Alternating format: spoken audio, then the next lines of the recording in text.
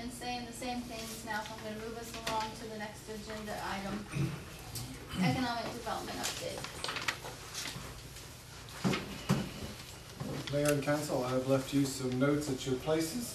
I'll start with, and I have 3 items tonight, I'll start with just kind of a list of meetings in there just to make you aware, as it looks like February 21st is going to become a busy day.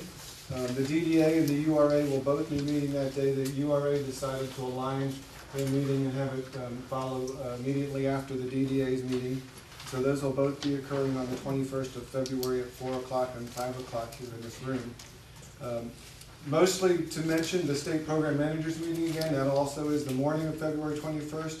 I would encourage, and we are setting up to start at 9:15 at the address there downtown. We will have a presentation, or several presentations from the folks downtown from 9:15 to 11:20 for all of you.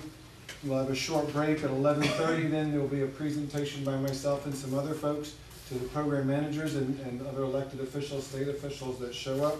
Lunch will start at noon to 1 and give you all opportunity to hopefully hobnob and converse with the program managers and other state people that are there and talk with them about the great economic development things we would like them to do for our city. So please make sure that's on your schedule. Second thing is I was going to give you an update on the Opportunity Zone process. There's a map, or actually 2 maps if you look at the front and the back of the piece of paper. On that first map, we have talked about the urban redevelopment areas.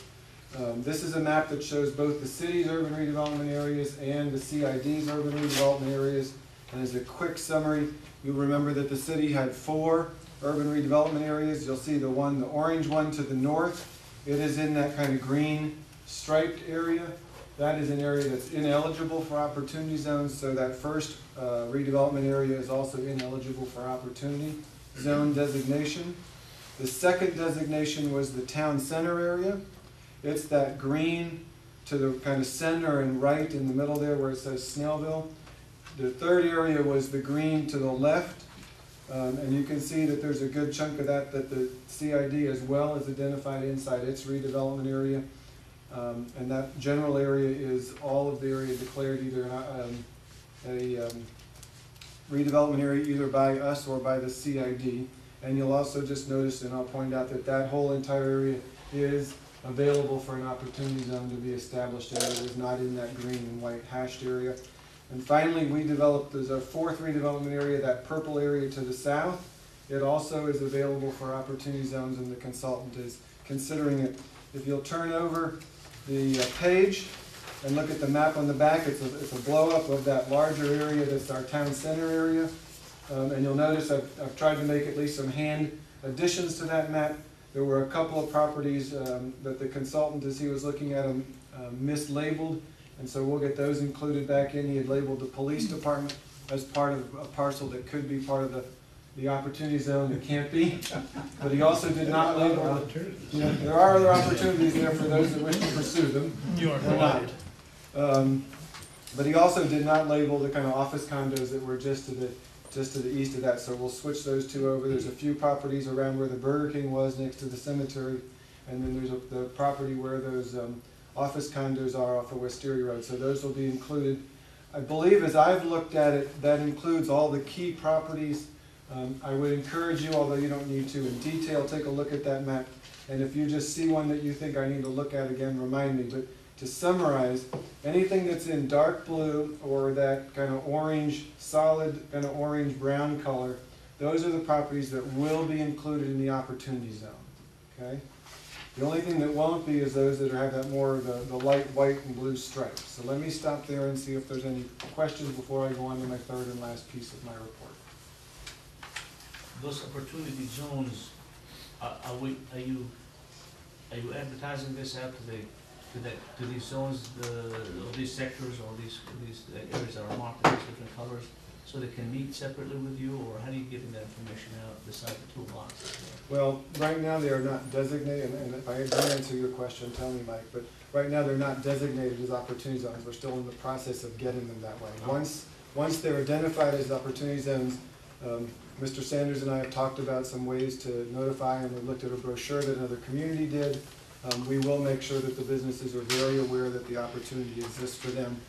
It does not exist at this time until the application is approved by the DCA. We have to submit it, and then they have a 90-day period. Is it for existing businesses though, or just new businesses that come into those areas? It's for any business Job that creation. adds a job creation. Yeah. So there's an existing New or business that creates a new existing. job, but Yeah, if right. you're in there now, you don't get anything unless you do something more. Right. That's right, to meet that And criteria. it can't just be you fire two and hire one. It has to be real addition. That doesn't count. It has to be an addition, yes.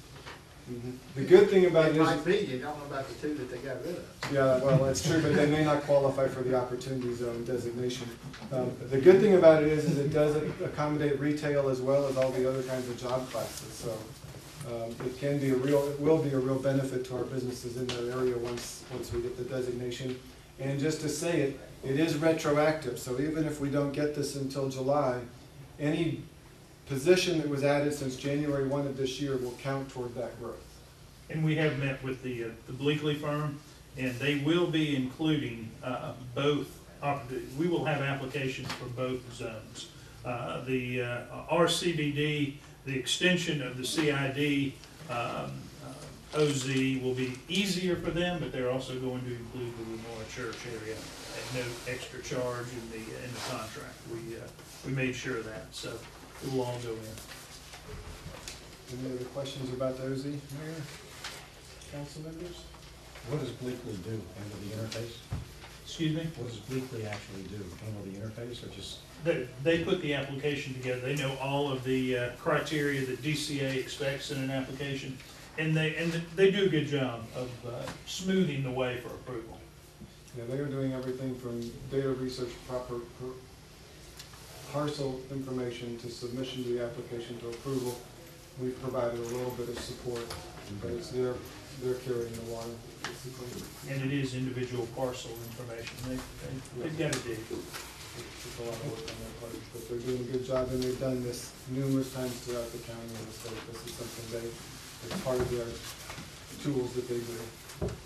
All right, seeing no other questions then, let me move on to the last piece, which is the mentoring program. I wanted to take opportunity for you to meet Andy Wojciak, who is the key lead on our mentoring program. As you're aware, we've been working very hard to make Snellville, with your assistance and support, an entrepreneurial ecosystem community.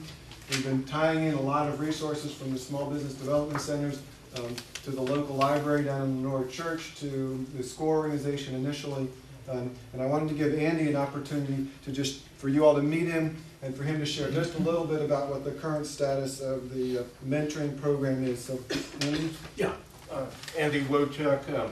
My background in mentoring actually goes to my prior corporate life. I used to work for General Electric and Westinghouse, and any new employee basically is guided through the process.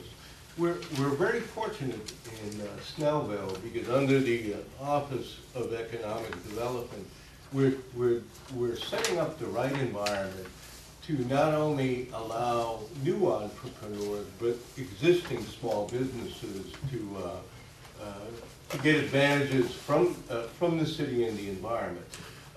Kind of a quick overview, we have about 9 people in the mentoring process. And out of the 9, 5 are very active. We have people involved in food processing. We have people involved in janitorial business. And we've been following the typical approach that other volunteer organizations use in the United States to help entrepreneurs. So let me stop at that point, and I'd welcome any questions, comments, or whatever. Thank you. Good. LCI update. Got a couple of handouts for everybody.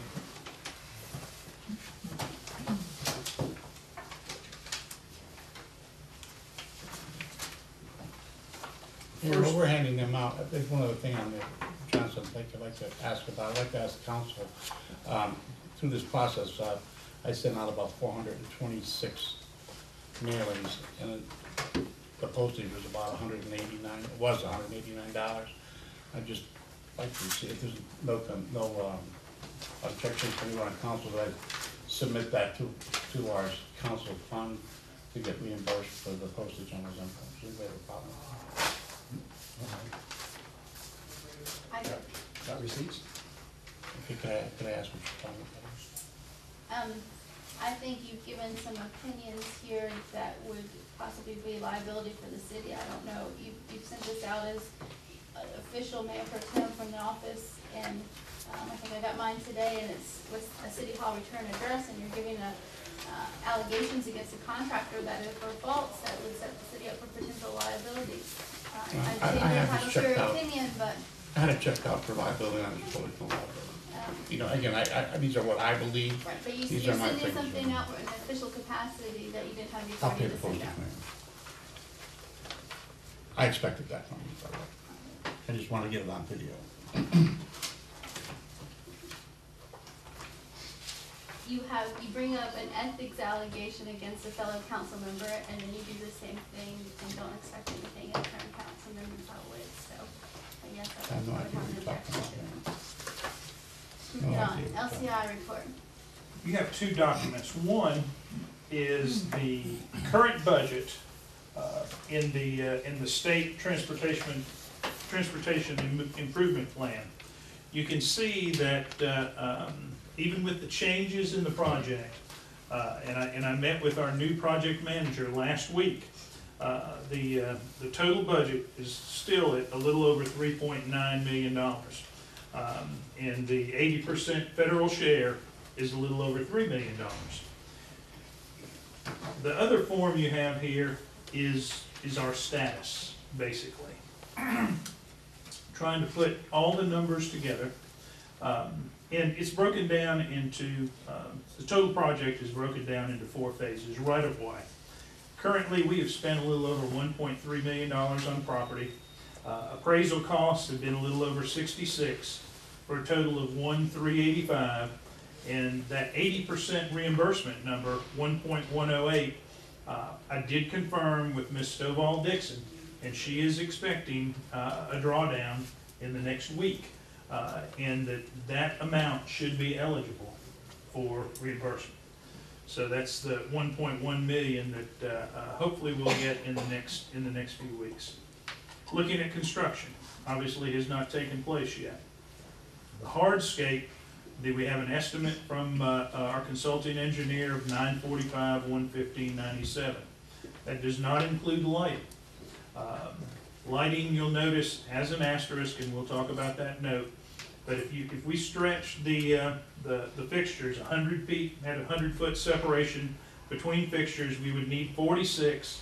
They're approximately $4,000 a piece. It's $184,000 for a total of a little over 1.1. In the best of all worlds, we'd receive $903,000 in 80% funding. However, the lighting proposed is a sole source contract.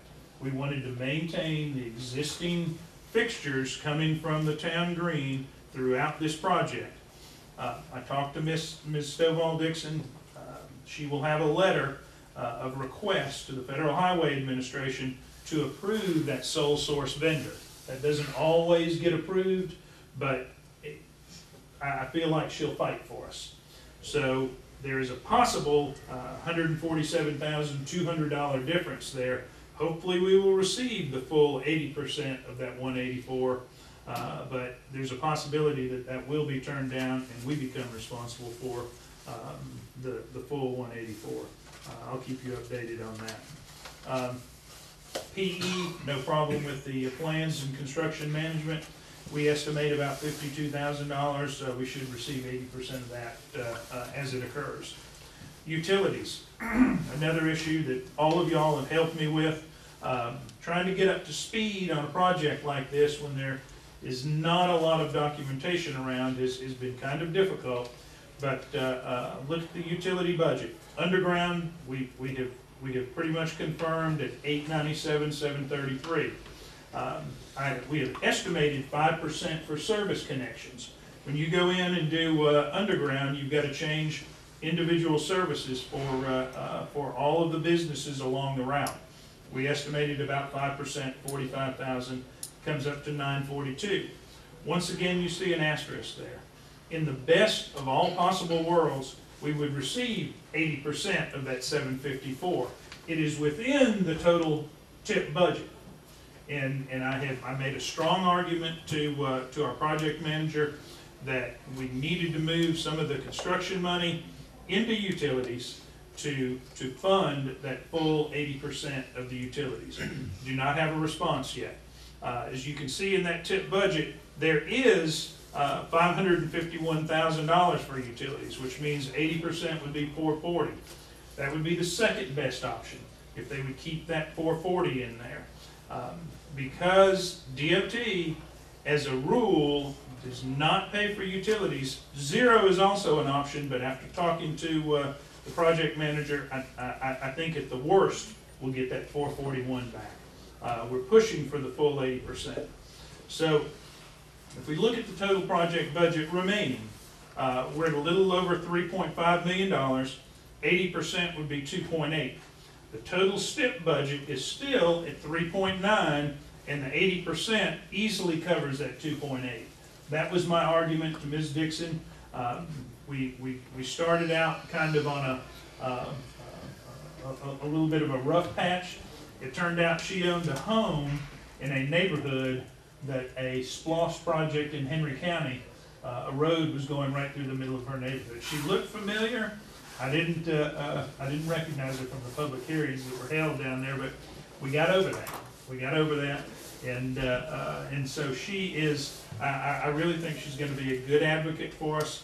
I talked to the project manager at ARC today, and I'm certainly pushing for the full 80%, which easily puts us on budget, returns enough money where we can hopefully get approval to start the project, bid the project, and break ground early in the spring.